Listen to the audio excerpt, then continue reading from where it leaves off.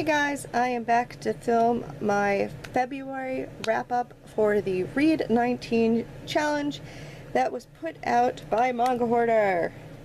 So, I realized that with all the other readathons, this is kind of going to be interesting to figure out, and the camera is good. Maybe? I don't know. So basically what I decided that I'm going to do is, this is kind of like, this wrap-up is also for like the manga that I read that doesn't really fit for the wrap-up, but I read that doesn't fit any readathons that I currently read, if that makes any sense. So basically, I'm going to show you the manga that I read for some of the challenges, and then I'm also going to show you the manga that I read outside of other readathons that didn't really fit the challenge, but I just want to show that I read them. And if I read the manga for Read 19 but also for a challenge, then I'll show it for both, and I'll let you guys know that I read it for both. But if you watch the wrap-ups for the challenges, then there's gonna be some doubles on this, because I wasn't sure how to do this, because some of this will be counting for Read 19, but then I also wanted to do a separate video for the actual readathons. So in my head this makes sense. But yeah, so this is a 2019 challenge going on for the full year, where there are 52 prompts and 5 bonus prompts that you try to read towards, and this helps broaden your reading horizons, so to speak, because you're reading different manga than you would normally read. So I kind of went, like, January I did so good I had to like break it up into two videos. This time I did still do pretty good, but I mean there's not quite as many because I'm kind of running out of challenges. So the first one I read, which is a manga that features music or art, is I finished off Awkward Silence. So I read volume 5 and volume 6. This works for that because the main character ends up becoming an artist. This one's actually really good. So this is a BL. It does have explicit contents, but it's nothing, it's all consensual, which is half the battle for BL, frankly. These two characters went to high school together.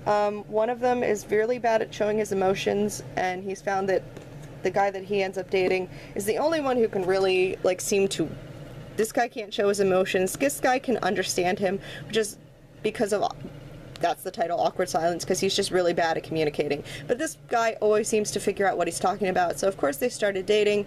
You know, ups and downs, it's a BL after all. But the really nice thing about this one is it kind of like shows their progression of a relationship, like to high school and to college and like beyond, which I can't remember the last time a BL actually did that. So this one's really cute. It is only 6 volumes, so it's not really long. If you want a nice one that's not like too like controversial, this one's a nice one, so I would recommend this one definitely. So the next one that I read was 45, which is a collection of short stories. So I read Return of the Prince, which is another BL one. This one has just a whole bunch of random short BL stories in it, so I figured this would work. And yeah, it was fine. I mean, it's standard fare for that one. The next one I read was for the horror manga, which I knew was going to be fun because I don't read a lot of horror. But someone, I can't remember who, I wish I could remember, had actually gotten this one and recommended this one, so I actually grabbed it off of eBay or somewhere, and this is definitely a horror manga. It's not too bad. It's Weird Tales of Horror and the Bizarre are part of a spectacular vision of the world in this collection of short stories, and this is actually from Gen Manga, which I didn't have anything from them yet. So this one is, not too bad. It's not very, I mean, there's definitely, oh, okay, maybe we don't show that. There's definitely a little bit of horror elements to it from the last page. But it's not like I've seen worse. Actually, the next volume is probably going to be worse, which is interesting. So the next volume that I read was 43, which is a manga from a genre you rarely never read from. So I did pick another horror volume for that, and I picked The Witch's House, The Diary of Ellen. This is twisted. Oh my. This is about a girl who has an illness, and then basically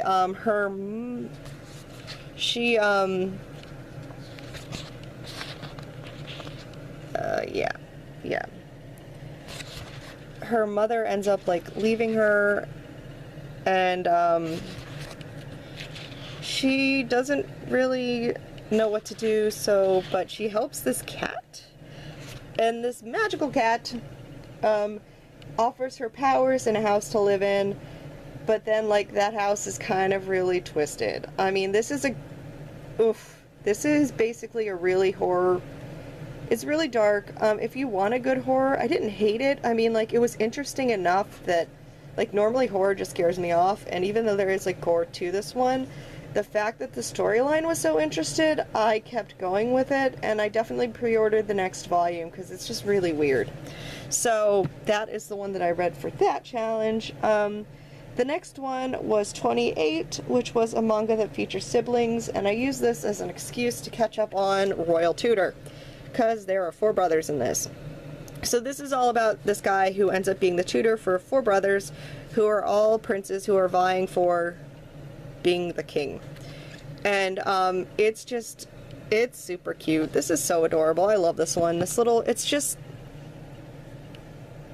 adorable. Like, their interaction with the brothers, the interaction with the tutor, it's just so cute how much the brothers like love each other, and like their father is freaking adorable in there. So that one's a really cute one. So I'm definitely looking forward to the next volume of that one. The next one that I read was 26, which is a manga that features a character with a disability. And I ended up actually reading from my Kindle. I got the digital copy of Perfect World because this one does not have a physical copy yet. I really wish it does. It's really good. It deals with this girl being in a relationship with a guy in a wheelchair, which I don't think I've ever actually read like anything like that. So it was actually really good. I liked it so much I went off and downloaded like the rest of the volumes of it, because it was just really nice. And then the next one that I read was 22, which was a thriller or mystery manga. This is definitely a thriller and a mystery. This is a honker of a book. Simply G recommended this one. This one's really good. It deals with an artist who falls into the realm of being plagiarizing, and the basically he plagiarizes, and then the woman who he plagiarizes from basically blackmails him. So it's really twisted and dark. It's definitely a good, like, what's gonna happen next crazy story. It's really wild. If you want something that's like really mature, because this definitely is a mature manga, there is some sex scenes in it. If that's a problem with you, then steer clear. But it's a josei, and it's just really good. So I definitely recommend that one. The next one that I read was 11, which was a josei manga, which that one also would have worked for, but I wanted to catch up on this, so this was my...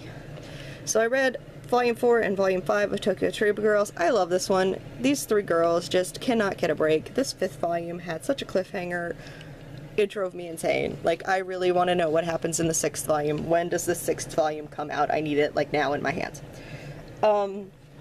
And then the next one was 24, which is a digital manga, which technically Perfect World would have worked for, but I ended up picking this volume. I actually did buy 3 different volumes of digital volumes. I ended up buying 3 different series of digital volumes, so I just picked this one to show you, because frankly the other one is acting up, so we're just going to show you this one. This was not my favorite one. I didn't end up continuing this one. If you guys are curious which one I actually did, I ended up continuing Perfect World, and I ended up continuing... Are you going to let me at least get the cover? Oh, you are. Okay. This one. So those were the 2 that I ended up getting the rest of the volumes of from the sale. This one's cute. Boarding house situation.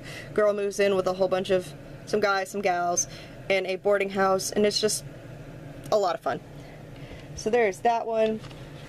And then the last one that I read for the readathon was 33, which is a manga that features a main female lead. I continued on my quest to actually try and finally finish reading Sailor Moon. I read 8 and volume 9. Sailor Moon just seems to be really dense for me, so I just have trouble like reading it in big doses. So like I read those 2 and I was like, I need a break from Sailor Moon. So I didn't read the rest of it. Eventually I will. But that is everything that I read. So I did 1, 2, 3, 4, 5, 6, 7, 8, 9, 10 challenge prompts this month. So we'll see how I do next month. Definitely a lot of fun.